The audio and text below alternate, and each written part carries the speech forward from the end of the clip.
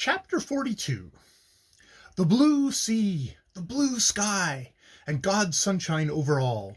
To this I woke after a long period of unconsciousness, and found myself afloat on a wide ocean, fast bound to a wooden spar. So strongly knotted were my bonds that I could not stir either hand or foot, and after one or two ineffectual struggles to move, I gave up the attempt, and lay submissively resigned to my fate, face upturned and gazing at the infinite azure depths above me, while the heaving breath of the sea rocked me gently to and fro like an infant in its mother's arms. Alone with God and nature, I, a poor human wreck, drifted, lost, yet found, lost on this vast sea which soon would serve my body as a sepulchre, but found, inasmuch as I was fully conscious of the existence and awakening of the immortal soul within me, that divine, actual, and imperishable essence, which now I recognize as being all that is valuable in a man in the sight of his Creator. I was to die, soon and surely. This thought, as the billows swayed me in their huge cradle, running in foamy ripples across my bound body, and dashing cool spray upon my brows. What could I do now, doomed and helpless as I was, to retrieve my wasted past? Nothing, save repent. And could repentance at so late an hour fit the laws of eternal justice? Humbly and sorrowfully I considered. To me had been given a terrific and unprecedented experience of the awful reality of the spirit world around us, and now I was cast out on the sea as a thing worthless.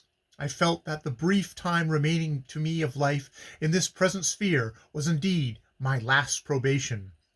As the supernatural wonder, the declared enemy of mankind, whom still in my thoughts I called Lucio, had declared.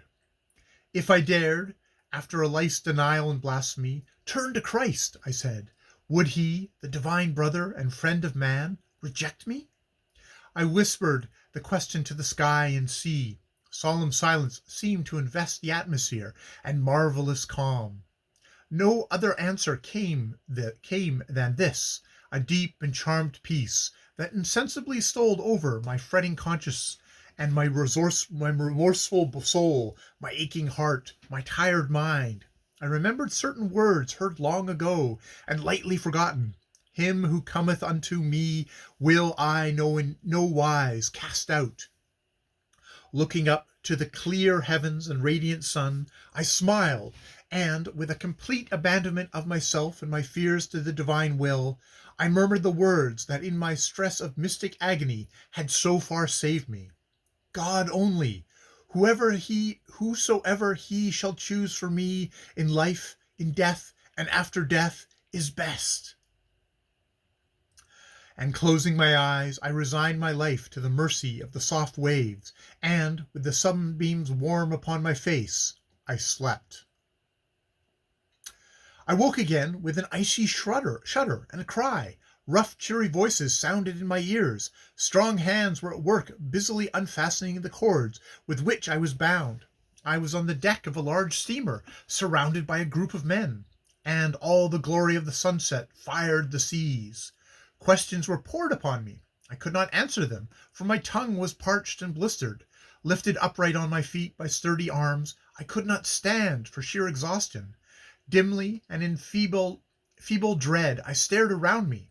Was this great vessel with smoking funnels and grinding engines another devil's craft sent to sail round the world? Too weak to find a voice, I made dumb signs of terrified inquiry. A broad-shouldered, bluff-looking man came forward, whose keen eyes rested on me with kindly compassion. "This is an English vessel," he said. "We are bound for Southampton. Our helmsman saw you floating ahead. We stopped and sent a boat for rescue. Were you wrecked? Any more of the crew afloat?" I gazed at him, but could not speak. The strangest thoughts crowded into my brain, moving me to wild tears and laughter. England! The word struck clashing music on my mind, and set all my pulses trembling. England! The little spot upon the little world, most loved and honored of all men, save those who envy its worth. I made some gesture, whether of joy or mad amazement, I know not. Had I been able to speak, could have related nothing that those men around me could have comprehended or believed. Then I sank back again in a dead swoon. They were very good to me, all those English sailors. The captain gave me his own cabin. The ship's doctor attended me with a zeal that was only exceeded by his curiosity to know where I came from, and the nature of the disaster that had befallen me. But I remained dumb, and lay inert and feeble in my berth, grateful for the care bestowed upon me, as well as for the temporary exhaustion that deprived me of speech. For I had enough to do with my own thoughts far too solemn and weighty for utterance. I was saved. I was given another chance of life in the world. And I knew why. My one absorbing anxiety now was to retrieve my wasted time, and to do active good where hitherto I had done nothing. The day came at last when I was sufficiently recoverable to be able to sit on deck and watch with eager eyes the approaching coastline of England. I seemed to have lived a century since I left. Ay, almost an eternity, for time is what the soul makes it, and no more. I was an object of interest and attention among all the passengers on board, for as yet I had not broken silence. The weather was calm and bright. The sun shone gloriously, and far off the pearly rim of Shakespeare's Happy Isle glistened jewel-like upon the edge of the sea. The captain came and looked at me, nodded encouragingly, and after a moment's hesitation said, "Glad to see you're out on deck. Almost yourself again, eh?" I silently assented, with a faint smile. "Perhaps," he continued, "as we're so near home, you'd let me know your name. It's not often we pick up a man alive and drifting in mid-Atlantic." In mid-Atlantic? What force had flung me there I dared not think, nor whether it was hellish or divine. "My name?" I murmured, surprised into speech. How odd it was that I never thought of myself lately as having a name, or any other thing belonging to me. "Why, certainly, Geoffrey Tempest is my name." The captain's eyes opened widely. "Geoffrey Tempest? Dear me! The Mr. Tempest?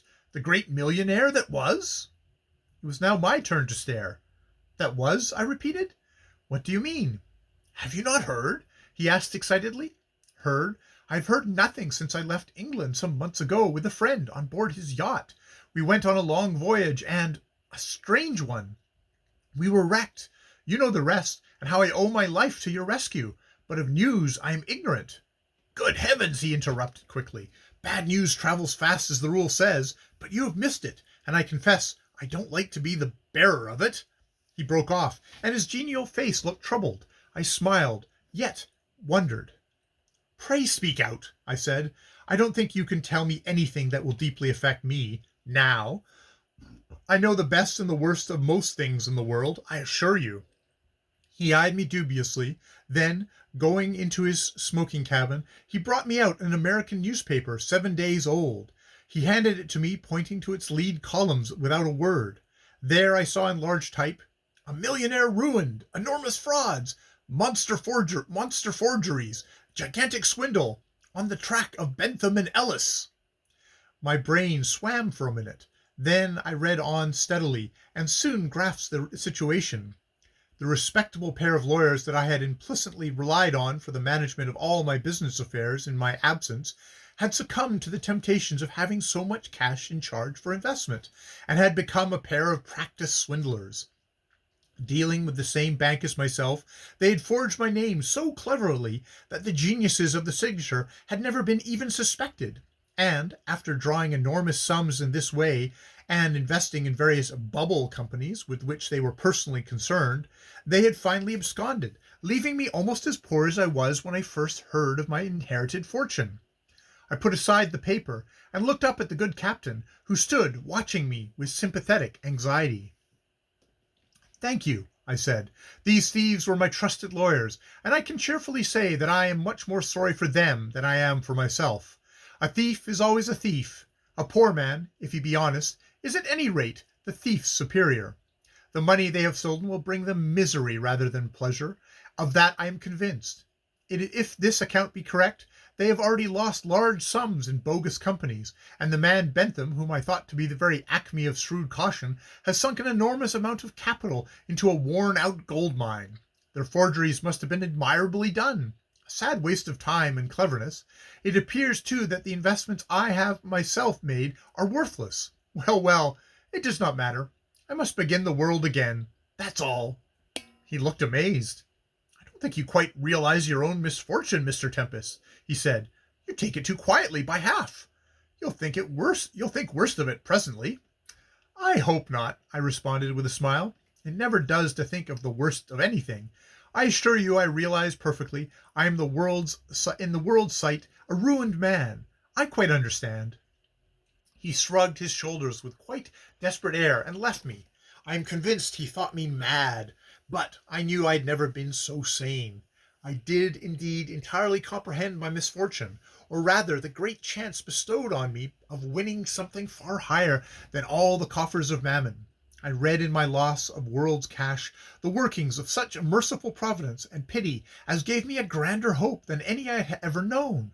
Clear before me rose the vision of that most divine and beautiful necessity of happiness, work, the grand and too often misprized angel of labor, which mounds the mind of man, steadies his hands, controls his brain, purifies his passions, and strengthens his whole mental and physical being. A rush of energy and health filled my veins, and I thanked God devoutly for the golden opportunities held out afresh for me to accept and use. Gratitude there should be in every human soul for every gift of heaven, but nothing merits more thankfulness and praise to the Creator than the call to work and the ability to respond to it. England at last! I bade farewell to the good ship that had rescued me, and to all on board her, most of whom now knew my name, and looked upon me with a pity as well as curiosity. The story of me being wrecked on a friend's yacht was readily accepted, and the subject of that adventure was avoided, as the general impression was that my friend, whoever he was, had been drowned with his crew, and I was the one survivor. I did not offer any further explanation, and was content to so let the matter rest, though I was careful to send both the captain and the ship's doctor a handsome recompense for the united attentions and kindness. I have reason to believe, from the letters they wrote me, that they were more than satisfied with the sums received, and that I really did some actual good with those last few fragments of my vanished wealth. On reaching London, I interviewed the police concerning the thieves and forgers, Bentham and Ellis, and stopped all proceedings against them. "Call me mad if you like," I said to the utterly confounded chief of the detective force. "I do not mind, but let these rascals keep the trash they have stolen. It will be a curse to them, as it has been to me. It is devil's money. Half of it was already gone, being settled on my late wife. At her death it reverted by the same deed of settlement to any living members of her family, and it now belongs to Lord Elton. I have lived to make a noble earl rich, who was once bankrupt, and I doubt if he would lend me a £10 note for the asking. However, I shall not ask him. The rest has gone into the universal waste of corruption and sham. Let it stay there. I shall never bother myself to get it back. I prefer to be a free man." "But the bank, the principle of the thing!" exclaimed the detective with indignation. I smiled. "Exactly. The principle of the thing has been perfectly carried out. A man who has too much money creates forgers and thieves about him. He cannot expect to meet with honesty.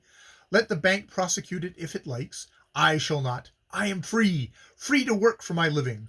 What I earn I shall enjoy. What I inherit I have learned to loathe." With that I left him puzzled and irate, and in a day or two the papers were full of strange stories concerning me, and numerous lies as well. I was called mad, unprincipled, thwarting the ends of justice, and sundry other names, while scurrilous civilities known only to the penny paragraphs were heaped upon me by the score. To complete my entire satisfaction, a man on the staff of one of the leading journals dug out my book from Mudie's underground cellar and slashed it with a bitterness and venom only excelled by my own violence when anonymously libeling the works of Mavis Clare. And the result was remarkable, for in a sudden wind of caprice the public made a rush for my neglected little literary offspring. They took it up, handled it tenderly, read it lingeringly, found something in it that pleased them, and finally bought it by the thousands. Whereat the astute Morganson, as virtuous publisher, wrote to me in wonder and congratulations, enclosing a cheque for £100 on royalties, and promising more in due course, should the run continue. Ah, the sweetness of that earned £100! I felt a king of independence. Realms of ambition and attainment opened out before me. Life smiled upon me as it had never smiled before. Talk of poverty! I was rich, rich with £100 made out of my own brain labour, and I envied no millionaire that ever flaunted his gold beneath the sun. I thought of Mavis Clare, but dared not dwell too long upon her gentle image. In time, perhaps, when I had settled down to fresh work, when I had formed my life as I meant to form it, in the habits of faith, firmness, and unselfishness, I would write to her and tell her all, even to that dread insight into the worlds unseen, beyond the boundaries of an unknown region of everlasting frozen snow. But now as I resolved to stand alone, fighting my battle as a man should fight, seeking for neither help nor sympathy, and trusting not in self, but God only, moreover, I could not induce myself yet to look again upon Willowsmere. The place was terror-haunted for me, and though Lord Elton, with a curious condescension, seeing that it was to me he owned the free gift of his former property, invited me to stay there, and professed a certain lame regret for the heavy financial losses I had sustained. I saw in the tone of his epistle that he looked upon me as somewhat in the light of a madman after my refusal to take up the matter of my absconding solicitors, and that he would rather I stayed away. And I did stay away, and even when his marriage with Diana Chesney took place with great pomp and splendour, I refused his invitation to be present. In the published list of guests, however, which appeared in the published list of guests, however, which appeared in the principal papers, I was scarce surprised to read the name of Prince Lucio Romanes.